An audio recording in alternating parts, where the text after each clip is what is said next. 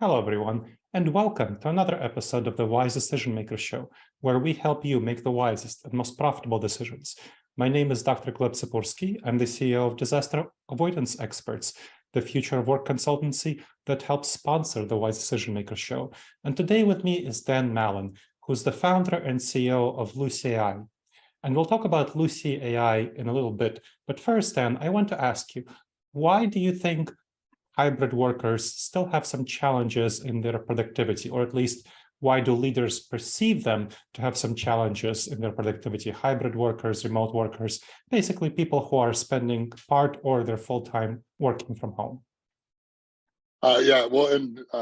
Today is a snow day in Minnesota, so yeah, I am literally the only one in the office today, because we have a foot of snow.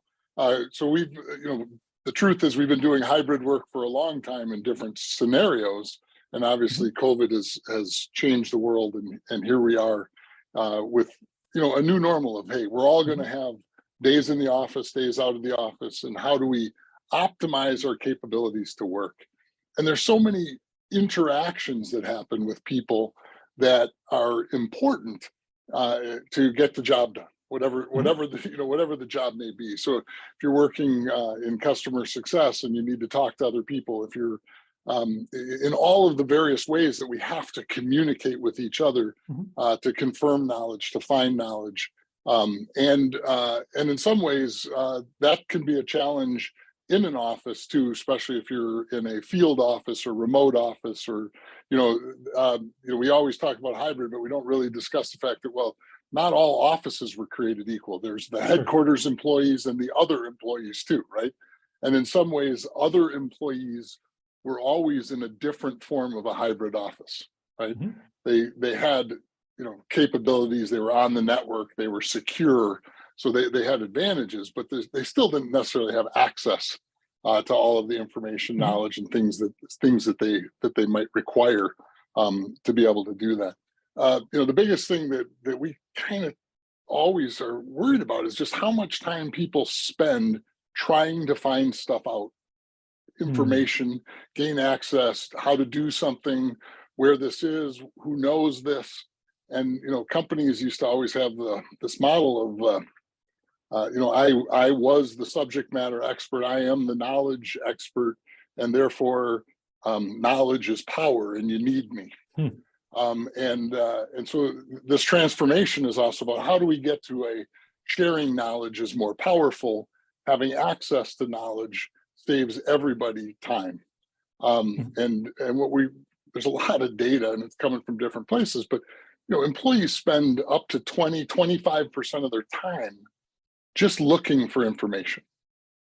And so if you think about how much, how much time, a quarter of your time, and that's just spent looking for information. And then in the worst case, you actually spend more time looking information and you bother others to find information. So we have this rippling effect of I'm looking for something. And so some people may go to systems, they may go to SharePoint, they may go to file servers, they may go to file cabinets, binders, wherever that information may be. And then the other thing they do is they get on Slack or Teams and they say, hey, these 20 people, can you help me find this? And next thing you know, you have 20 people looking, or 21 people looking for information instead of just one. Now, in the office, you have this ability to bump into that knowledge person and just say, hey, do you know where this is? And they go, oh yeah, it's right here. We can find that. But when you're remote, you don't have any capability of doing that. When you're onboarded as a remote employee, or outside the office, and they say, hey, yeah, just check on SharePoint. Well, that's not really a great mechanism for learning and onboarding. And we just know that process also is fraught with, here's most of the information you might need, and then you drop or lose most of that anyway. So literally you might get 50 or 75% of the information, but over the first 90 days, you're going to lose at least 70, 80% of that knowledge anyway. So we need better mechanisms to help people be able to get to the answers inside their organizations, find information, find that person who's the subject matter expert, if and when that's required, and then have access and knowledge available to all employees kind of ubiquitously, instead of you got to go to that person in the corner who knows the answer to that question. Now, I help 21 organizations transition to figuring out their hybrid and remote work arrangements. And one of the big benefits that I hear from employees about hybrid and remote work is that they can really actually focus on their work, and they're not interrupted by people coming to them and asking questions. And that is an incredible boost for productivity, that they can really focus on their work, that they're not interrupted. And so that seems like a gain in productivity for people, where they are able to actually focus on getting their job done, and they're not nearly as distracted. So when we're thinking about productivity, how much does that uninterrupted time, where people can really focus and get their actual work done, rather than talking to people in a way that's going to interrupt them? And really, we know when people are interrupted, it takes them a long time to get back to their tasks, especially if they were doing something more intense. So in terms of people spending their time working remotely and being able to focus more, how much more does that benefit them in terms of their productivity, do you think? Well, productivity is a huge gain. And we're talking about hybrid here, but even in the office, some of these things can gain more productivity if you're not interrupted by people looking for stuff. And again, there's a healthy balance of social interactions, and the reason hybrid's probably better in the long run than just remote or just in the office is you gain that heads down work time. And years ago, if I had to write a document, I wouldn't go into the office to write a document, right? You'd stay home, you'd go to a library, you'd go to a quiet space to actually do that kind of work. And so we need to encourage people to make the best choices based on what the tasks of the day are, and all those things. Obviously, if you have a schedule, 2 days in, 3 days in, whatever that looks like, schedule your work that the think time is available. The other side, of course, is there is healthy productivity from interruptions. I don't mean the interruption itself, because that isn't ever healthy. But when somebody is lost and can't get their job done, if we don't create mechanisms to help them do that, we have a different productivity problem, right? So it might be not my personal productivity, but the overall gains of the organization. And then there's an element of we also have to remember that we are corporate cultures, and if everything is remote, it's really hard to build culture. It's really hard to have the allegiance of your employees to be part of your organization and remain faithful and devoted to your organization if it just looks like their home office. So there's things that we do. We do things in remote ways, but we also want to encourage camaraderie, teamwork, and other things that is the balance to that productivity gain. But there's an awful lot in and you're obviously well studied in this. Hybrid work is not just about where you are and what you're doing. And again, organizations have to reach into our employees' homes. And I'll give you an example. And this is literally today. I told you it's a snow day.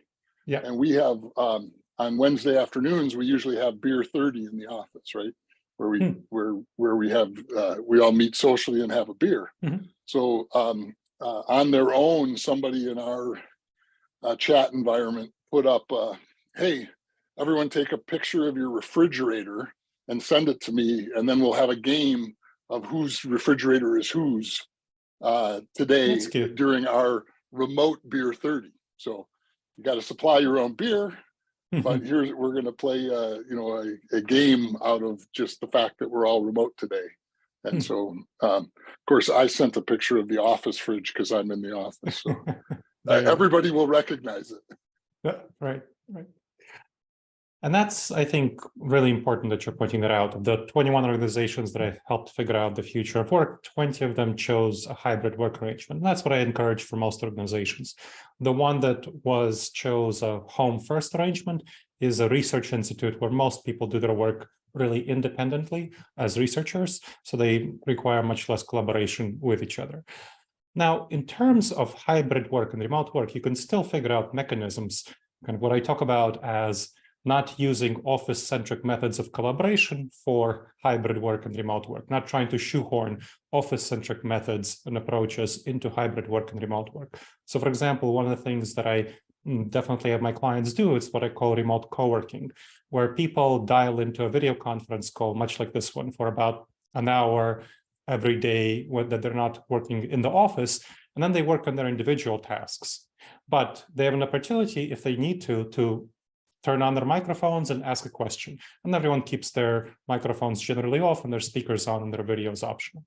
And so that way, people know that during this period for an hour a day, they can ask any questions that they need clarifications. It's especially helpful for junior team members who are getting onboarded, but for anyone else, like you said, who's looking for information and who might save the work tasks that they might require looking for information for that period. So that's kind of one approach that I found my clients found to be quite helpful in addressing these challenges, where they can still work on their individual tasks, but that they can focus that individual task on an activity that might require asking others. And the second activity that we found quite useful, especially in terms of onboarding, is not to just have an onboarding program for a couple of weeks, but to have a mentoring program. So once somebody finishes the onboarding as a junior team member, they roll into a mentoring program for the next couple of years where they have a mentor who they meet with occasionally once a week, and also whom they can shoot over questions and expect quick responses to find out their information and just the know-how of the organization, the unwritten rules of the game, the culture, group dynamics, gossip, so to speak, about people who, got positive gossip in this term, learning about what people are useful in what ways and so on. So what do you think of those sorts of approaches to address the question of gathering information, especially for junior staff? Yeah, I mean, there's no question. Everything you mentioned is good, fantastic, right? You want to enable that, and that employee onboarding, as you said, and we have a mentorship program. It wasn't designed around hybrid; it already existed, right? Mm. So you have a buddy more than I don't know what we use the buddy concept, not a mentor, because they're not necessarily senior. It's just you have a buddy in the system. You can always ask a question, where, what, how to, and we'll call it a permanent buddy. But all of a sudden, a year or so later, you're a buddy for somebody else. So hopefully you've caught on. I mean, one of the biggest things, and again, these think about companies and the volumes of data that they have, and so it's one thing to say, here are the standard operating procedures, here's how to do these following things. And so as you learn your job, you get pretty good at some of those things. But there was somebody else who was in your job before you left, and they were promoted, they went somewhere else, whatever that was. And so all of the documents that they created are doing their job about each client, about whatever they're doing, whatever that research is, whatever the processes that you work in, all of those documents are still stored on the file server. And what happens is, usually you're said, hey, here's that folder, or here's all of the documents we've all put into the SharePoint. And so one of the gaps that exists in almost all companies today is having real world access to leverage that knowledge, which is quite a bit different than having access to it, right? I have access to all kinds of things inside companies, and if you just think about a Fortune 1000 company and how many PDFs and PowerPoints they create every day, right? Because they're creating tens of thousands of documents a day, literally, yet nobody ever uses them again in most situations. When I say that, they create a PowerPoint, they present it, and then they store it for whatever their 7 years on a file server. but the likelihood after 90 days that gets opened up ever again is like 98% likely never to be used again. Mhm. And it's all that knowledge that we spend a lot of time thinking about. How do we access that? How do we make that attainable?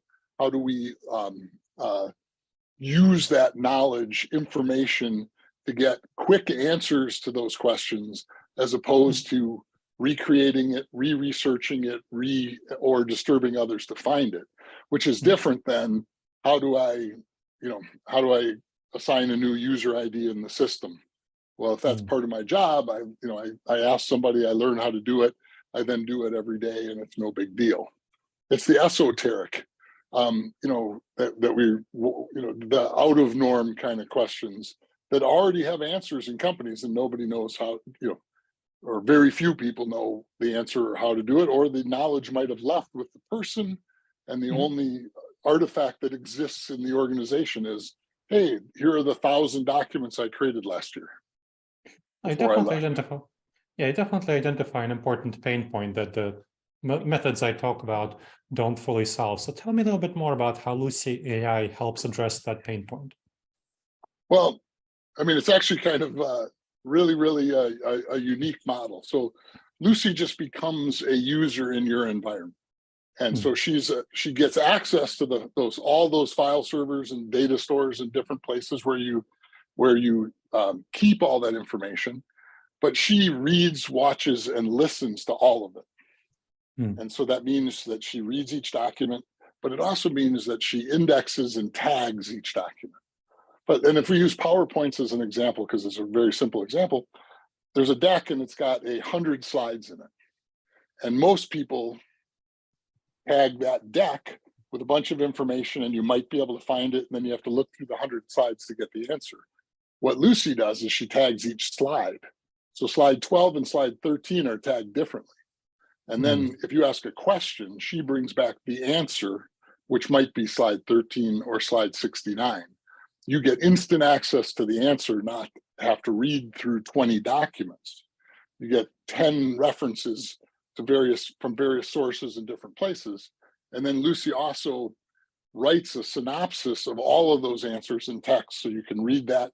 You can ask questions of her in chat, Slack, Teams, wherever you are, at Lucy mention, and she brings back the answer in the text from, again, that huge, millions of documents repository across SharePoint, Teams, Office 365, Salesforce, wherever you might store all that content. Okay. So I can definitely imagine how some of my clients might find that useful. Is there anything else that folks should know about Lucy, how it operates? I imagine you have an AI-powered backend. It's kind of, for people who know, it's kind of like ChatGPT scanned the whole internet and is bringing it back. You're essentially doing that on a constant basis for a company's files. Am I understanding how the backend operates correctly? Yeah, well, exactly. We don't have to crawl websites like Google or the other, or Bing or the others do. And that's how, and ChatGPT, I mean, really cool stuff, right? Yeah, it's awesome. And actually that's very similar. We're doing that in Lucy already. Our Synopsis product does exactly that.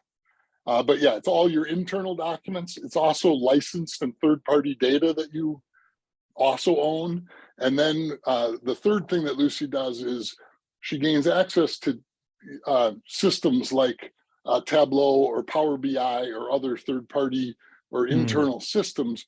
We don't go into the data. She just can bring back the dashboards. So if there's a dashboard that has the data, you can gain access to the dashboard. If you buy or license data, you can gain access to that. But it's one natural language query. So exactly how I've talked to you or another coworker, I can ask Lucy the same kind of question. And then Lucy brings back, again, let's say 10 different answers from 10 different places. But she also writes a synopsis, like the GTP example. So she writes a synopsis from all of the answers, the relevant answers. So it's really, really focused in on getting answers, faster decisions, better decisions, because I have instant access. I can do it in a conference room. Again, I can do it from my phone, in the chat, wherever I might be, and get an answer to the question I have. Definitely sounds like something that would help address a number of challenges that hybrid workers and remote workers have and decrease some of the concerns of leaders about hybrid work and remote work. Now, as we wrap up, is there anything else about hybrid work and remote work or LUCI that you want to share that you have not yet shared? I think you said it, which in a specific way, where you encourage people to interact in Zoom or whatever their meeting platform is. There's some great technology. The one thing I found is in the hybrid model, where some people are in a conference room and some people are remote. I encourage either everybody to bring up their own webcam, so we have everybody represented, not the room. It's helpful. Or there's like the owl camera or something, a 360-degree camera, which really is a differentiator in inclusion, great audio. I know you had the CEO of Logitech on, and here I'm using a Logitech camera. But the idea is good. You have to care enough to have a good environment to do it, and you have to represent your company and your coworkers and everything you're doing appropriately through whatever technologies you're using. Right? It doesn't excuse. I'm not wearing pajama bottoms. We'll just say it that way. I put pants on wherever I am working, and that way it can never slip up that I was wearing pajama bottoms. Well, I hope especially since you came to the office today. Yeah. All right, then. Well, on that note, I want to thank you for coming on the show and sharing about LUCI and hybrid and remote work. Very helpful. Great. Thank you for having me. It's wonderful. And thank you to the listeners for checking out another episode of the Wise Decision Maker Show. And remember to subscribe to the show wherever you check this out and leave a review. It really helps others discover the show and helps us improve the show to help you have the best experience. I look forward to seeing you in the next episode of the Wise Decision Maker Show.